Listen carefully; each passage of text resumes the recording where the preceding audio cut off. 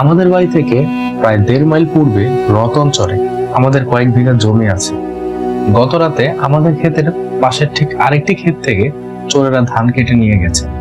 ক্ষেত ভরা পাকা ধান, কামলার অভাবে ধান কাটা সম্ভব হচ্ছে না।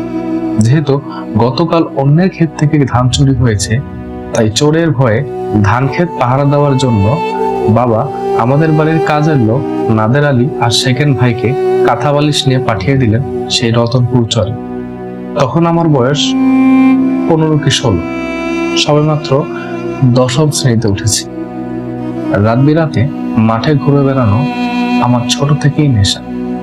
বিরান বালুচরের মাঝখানে রাত কাটানোর নেশায় পেয়ে বসলো আমি বাবাকে না জানিয়েই কাজের লোকদের পিছনে গেলাম। আমার উদ্দেশ্য ফাঁকা মাঠের রাতের অন্ধকারে মনের আনন্দে গলা ছেড়ে গান গাই। বাড়িতে তো আর চিল্লিয়ে গান গাওয়া যায় না, গাইলেও বেসুরো কণ্ঠের জন্য অনেকের ধমক খেতে হয়। কাজেই মনে মনে চিন্তা করলাম এই সুযোগ হাতছাড়া করা ঠিক হবে না।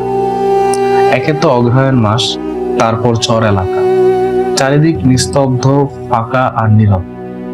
শীতের আমেজ শুরু হলেও খুব একটা শীত পড়ে নাই।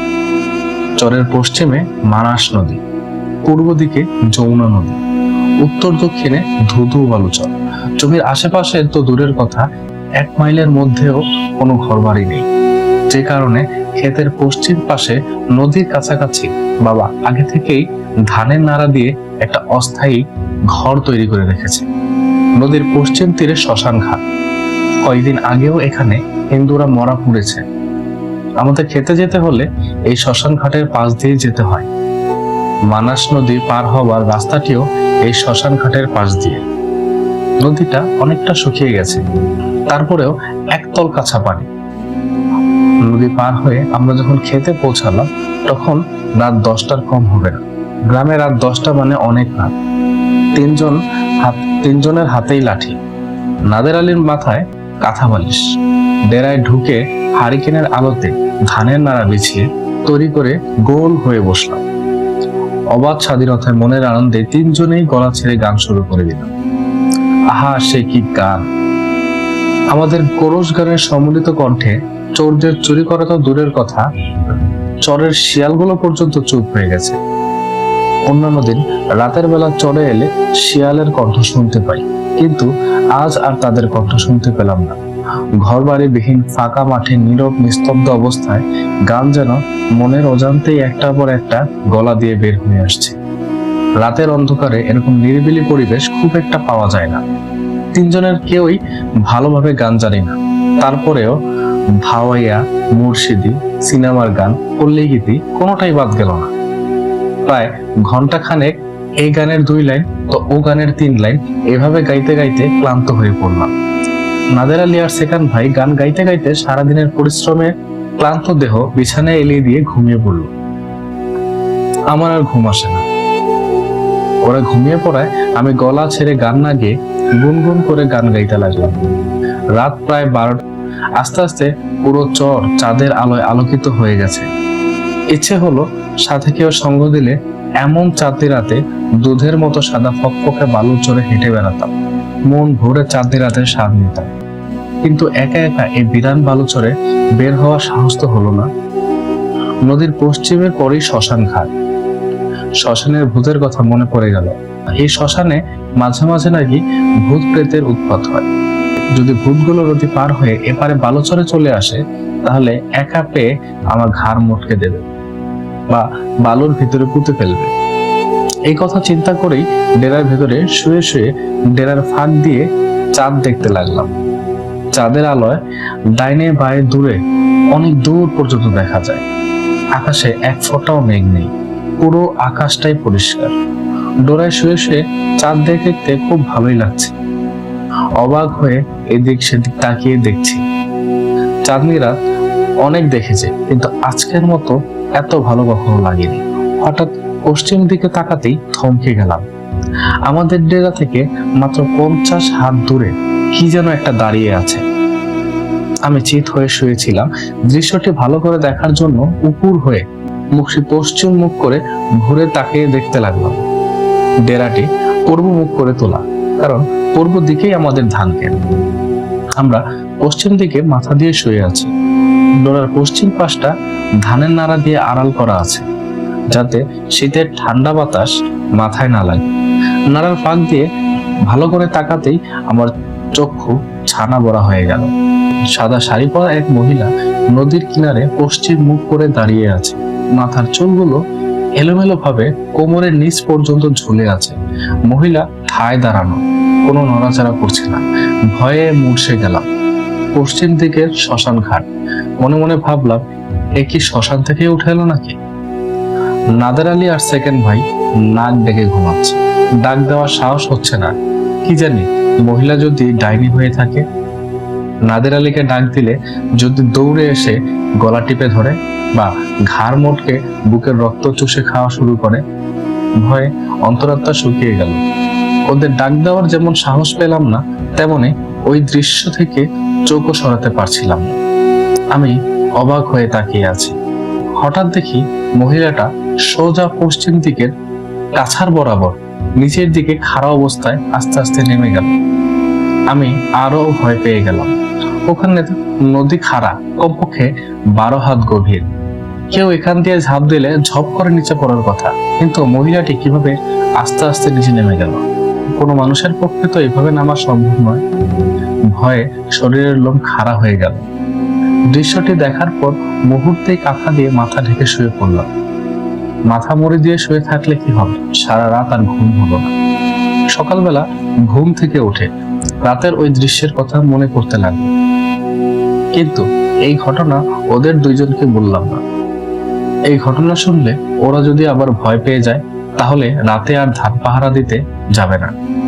খেতে পাহারা না থাকলে চোর সুযোগ পেয়ে যেতে পারে। পরদিন বাবা প্রায় 12-13 জন কামলা নিয়ে ক্ষেতের ধান অনেকটা কাটলেও পুরোপুরি কাটা শেষ করতে পারলেন না।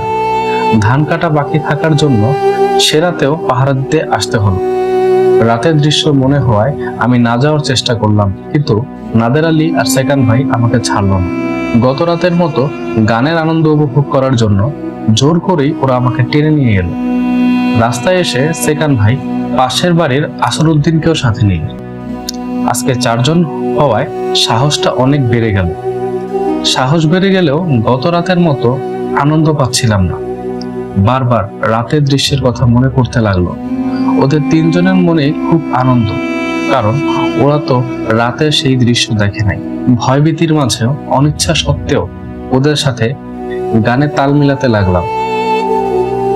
আমি গান বন্ধ করে চুপ হয়ে গেল। নাদের আলী আর সেকেন্ড ভাই গুনগুন করে অনেকক্ষণ গান গাইলেন। গান গাইতে গাইতে সেকেন্ড ভাই ঘুমিয়ে পড়লেও নাদের আলী জেগে আছে। চাঁদ উঠলেও আমি আর বাইরে তাকানোর সাহস পাচ্ছি না। কাঁথা দিয়ে মাথা ঢেকে শুয়ে আছে। এমন সময় নাদের আলী তার কনুই দিয়ে আমাকে গোতা দিয়ে ফিস ফিস করে বলল, ও চাচা ঘুমাইছেন? আমার ঘুম আসছিল না। গত রাতের দৃশ্যের কথা বারবার মনে পড়ছে। আস্তে আস্তে বললাম, না। নাদের আলী আস্তে আস্তে বলল, ও চাচা পশ্চিম দিকে দেখেন তো এটা কি? নাদের আলীর কথা বুঝে ফেললাম এটা সেই গতকালের দৃশ্য। যে ভয়ে কাঁথার তলে মাথা ঢুকিয়েছি, সেই দৃশ্য পুনরায় দেখার সাহস হলো না। ভয়ে কাঁথার ভিতরে আস্তে আস্তে আরো ঢুকে গেলাম।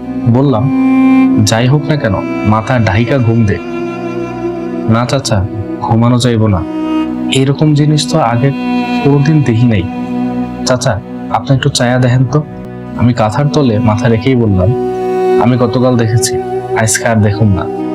নাদের আলী আশ্চর্য হয়ে বলল, কোন কি চাচা? আপনি গতকাল দেখছেন, তারপরেও আমাকে কইলেন না কেন? কইলে যদি তোরা ভয় পাস, এর লাগা কই নাই। এমন সময় নাদের আলী আশ্চর্য হয়ে বলে উঠল, চাচা দেখেন দেখেন, আস্তে আস্তে জিনিসটা উপরের দিকে লম্বা হইতেছে। নাদের আলীর কথায় আমি আর আগ্রহ দমাতে পারলাম না। কাঁথা দিয়ে মাথা ঢাকা অবস্থায় শুধু চোখ দুটো বের করে নাড়ার ফাঁক দিয়ে তাকিয়ে দেখি সাদা শাড়ি পরা অবস্থায় 10-12 হাত লম্বা হয়ে দাঁড়িয়ে আছে। মাথার চুলগুলি 5 থেকে 6 হাত লম্বা, তবে কালকের মতোই পশ্চিম মুখ করে শ্মশানের দিকে তাকিয়ে আছে। চুল সহ শরীরের পেছনের অংশ দেখা গেল, মুখ দেখা যাচ্ছে না। আমরা দুজনেই পাশাপাশি শুয়ে শুয়ে দৃশ্যটি দেখছি। এমন সময় পাশের বাড়ির আসরউদ্দিন বলে উঠল, ওই শালা নাদের আলী, ঘুমান বাদ দিয়া এত রাতে ফুসুর ফুসুর করতাছস কেন? নাদের আলী আসারউদ্দিনের কানে মুখ নিয়ে আস্তে আস্তে বলল, কথা কইস না। আস্তে কইরা পশ্চিম দিকে চায়া দেয়। আসারউদ্দিন কৌতূহল হয়ে পশ্চিম দিকে তাকিয়ে বলল, ও আল্লাহ গো, এটা কি খাড়ায় আছে? নাদের আলী দাঁতে দাঁত চিপে ফিস ফিস করে বলল, ওই শালা, কথা কইস না, বিপদ আছে। নাদের আলীর কথা শুনে আসারউদ্দিন ভয়ে চুপসে গেল। মাথা কাঁথার নিচে দিয়ে আল্লাহ আল্লাহ করে ডাকতে লাগলো। আসারউদ্দিন পাশেই ছিল সেকান ভাই। আস্তে আস্তে কোনোই দিয়ে সেকান ভাইকে গুতা দিয়ে দেই। সেকান ভাই জোরে চিল্লিয়ে উঠলো, এই শালারা কি শুরু করছিস রে? ঘুমাইতে দিবি না? লাঠি দিয়ে পিটামো নাকি? ঘুমাইতে দে হারামজাদারা। সেকান ভাইয়ের চিল্লানোর সাথে সাথে মহিলাটি কাছারের উপর থেকে সোজা নিচে নেমে গেল। মানুষ লিফটে যেভাবে উপরের দিকে ওঠে আর ঠিক যেভাবে নিচের দিকে নেমে যায়, ঠিক সেভাবে আস্তে আস্তে নেমে গেল। স্বাভাবিকভাবে কোনো মানুষের পক্ষে এভাবে নামা সম্ভব নয়। এরপরে নাদের আলীকে বললাম, পশ্চিম দিকে আর চাইয়া দেখানোর দরকার নাই, মাথা কাঁথার নিচে দিয়ে চোখ বন্ধ করে একটা ঘুম দে। নাদের আলীকে ঘুমাতে বলে আমি মাথা ঢেকে শুয়ে শুয়ে এই অদ্ভুত দৃশ্য নিয়ে চিন্তা করতে লাগলাম। আর কখন যে ঘুমিয়ে পড়লাম তার মনে নেই। সকালবেলা নাদের আলী কাঁথা বালিশ সহ বাড়ি গিয়ে হাজির। বাড়ি এসেই বাবাকে বলল, দাদা, বেশি করে কামলা নেন, ওই চরে আর থাকা যাইব না। আমাগর ডোরার পশ্চিম পাশে একটা কি যেন দুষ্ট এসে খাড়ায় থাকে। বাবা জিজ্ঞাসা করলো, কিসের দুষ্ট রে? আমাগর ডোরার ঠিক পশ্চিম পাশে কাছারের উপরে সাদা শাড়ি পরা এক মহিলা চুল আওলা ঘাওলা করে পশ্চিম মুখে খাড়ায় থাকে। আমরা দেখে ডরাইছি। বাবা সাহস দেওয়ার জন্য বলল, ধুর পাগল, এগুলো আর কিছুই নেই, মহিলা আইব কোত্থেকে এরকম বালুর চরে?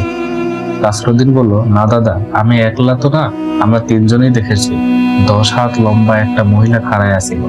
বাবা বললেন, তিনজন দেখছস তো ছাইরা দিলি কেন? লাঠি আসিল না, ইচ্ছা মতো পিটাইতি। তখন নাদের আলী বলল, ভূতের সাথে কি আর আমরা পারি একসাথে? একথা বলেই একটা ভেসকে দিয়ে হাসতে লাগলো। বাবা বলল, ঠিক আছে, ভয় পাওয়ার কারণ নাই, তোরা ঘরে আয়। এ কথা বলে বাবা আমাদের কিছুটা পরা পানি খাইয়ে 4 জনকে গোসল করিয়ে ঘরে তুলে নিল। আর ওই দিনই বাবা কামলা লাগিয়ে খেতে সব ধান কেটে ফেল। পরবর্তীতে অনেকদিন কেটে গেল, এই বিভৎস দৃশ্যের কথা আমার মনে ছিল, যা আমি কখনোই ভুলব না।